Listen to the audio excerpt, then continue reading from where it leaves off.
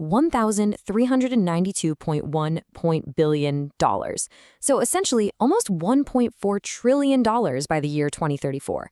Now, what kind of industry could possibly command that kind of explosive financial trajectory? Okay, let's dive into this. Welcome to today's Explainer. We are breaking down a phenomenon where science fiction has, quite literally, crossed over into today's business reality. We're talking about the trillion-dollar business of human augmentation.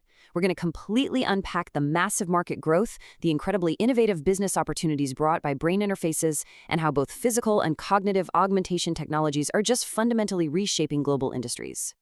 Here is our roadmap for today. 1. Rapid market growth. 2. The latest industry use cases. 3. Monetization and regulatory walls. And 4. Regional growth drivers. Section 1. Rapid market growth, from assistive to essential. We are shifting away from seeing this tech as just niche medical tools for rehabilitation. Instead, we're moving toward intelligent, adaptive, and frankly, absolutely essential industrial systems. I mean, look at this. We're starting with an already massive $334.8 billion market in 2025, but it is projected to just explode to $1,392.1 billion by 2034.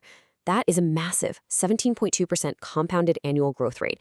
And, this rapid growth isn't just hype. It's being aggressively fueled by some very real global pain points: rapidly aging populations, severe labor shortages, and increasingly strict government-backed workplace safety mandates that are practically forcing companies to invest in these solutions.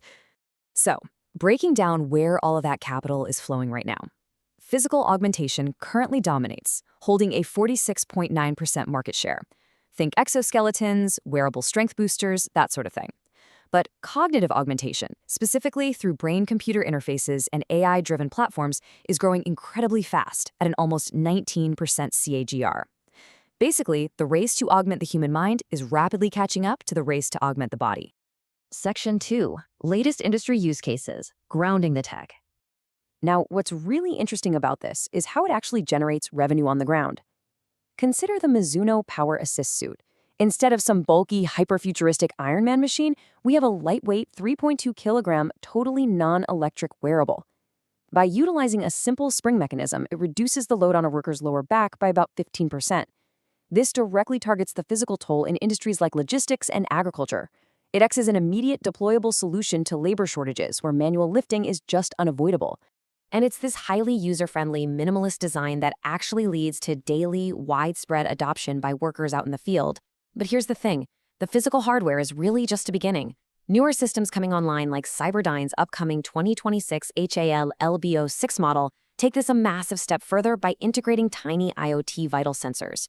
This means these suits aren't just physically supporting the worker anymore. They are actively monitoring health metrics and heat stroke risks. They are literally turning physical labor into manageable data. Shifting gears over to the cognitive side of the business, there are basically two main paths for brain-machine interfaces, or BMIs. On one side, you have your invasive BMIs. These are direct neural implants. Think Neuralink or Synchron Stent Road. They require surgery to implant, but they offer incredibly high data density, though they currently maintain a strict medical and rehabilitative focus. On the flip side, we have non-invasive BMIs. These are wearable devices from companies like PGV and Kernel. By combining surface brainwave readings with really powerful AI analysis, these non-invasive tools bypass the surgical risks entirely, and that makes them the primary vehicle for industrial and consumer market expansion today. We are already seeing some brilliant examples of this non-invasive cognitive tech generating real revenue. Magnica is monetizing cognitive tech right now by utilizing AI to analyze the brainwaves of expert workers. They essentially figure out exactly what an expert's brain looks like when it detects a defect, and then they use that model to automate car part inspections and reduce worker fatigue. It's wild. Meanwhile, Araya has developed Face-to-Brain, an algorithm that estimates brainwaves just from facial images, and NTT Docomo is utilizing a system called FirstVR for workforce management. And this brilliantly illustrates exactly how this whole ecosystem comes together. NTT Docomo's human augmentation platform isn't just about a single device. It's an entire cloud-based architecture that connects remote managers directly to their workers' real-time biometric and muscle displacement data. If a worker is showing extreme physical stress or fatigue, the manager can instantly redistribute tasks. We are talking about an entirely new paradigm for workforce management powered by physiological data. Section 3. Monetization and regulatory walls. What is holding it back? So I want to pose this question directly to you. With demand this high and the technology moving this incredibly fast, what is actually holding back a trillion-dollar industry? What are the primary barriers keeping us from reaching that ultimate commercial scale? Well, the answer lies in what's known as ELSI, ethical, legal, and social issues. Because we're dealing with deeply intimate neural and biometric data here, regulatory bodies are stepping in hard. The European Union's GDPR and the proposed AI Act impose incredibly strict controls on how neural biometric data is collected and processed. Over in the US, strict FDA approvals naturally extend development timelines. Plus, you have the broader social concern of a digital divide. We're looking at a potential massive inequality between the businesses and individuals who can afford to augment themselves and those who simply cannot. Beyond the regulations, there is a massive engineering hurdle, and that's standardization. The path to a true commercial ecosystem requires three big steps. First, defining universal communication protocols.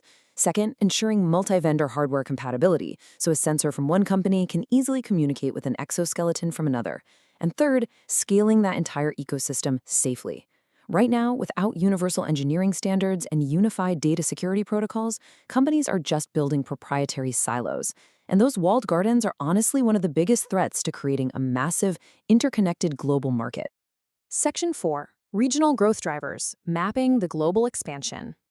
When we zoom out and contrast the current market leader with the fastest-growing challenger, a really distinct narrative emerges. North America currently dominates with a 38.6% revenue share, heavily fueled by early adoption in massive military defense programs and heavily funded healthcare initiatives. But look over at the Asia-Pacific region. APAC is experiencing an explosive 19.4% compound annual growth rate. And this isn't being driven by military spending. It is driven by urgent necessity. Rapidly aging demographics and severe labor deficits in the region are literally forcing industries to adopt augmentation tech just to keep their economies functioning. And of course, we cannot ignore the rest of the globe. The European market's growth is heavily driven by stringent occupational safety mandates that practically require companies to invest in physical support for workers. Meanwhile, the Middle East and African markets are seeing significant growth through heavy government investments in advanced functional rehabilitation infrastructure. So really, every single region has a distinct driver pushing this market towards that trillion-dollar mark.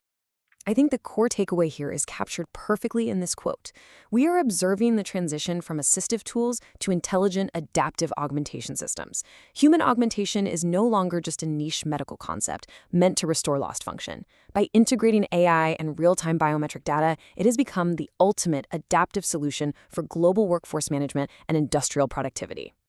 Which leaves us with one final, absolutely critical question for every business leader watching this right now. When technology inevitably transcends human limits, will your business adapt to the technology, or will the technology adapt to you?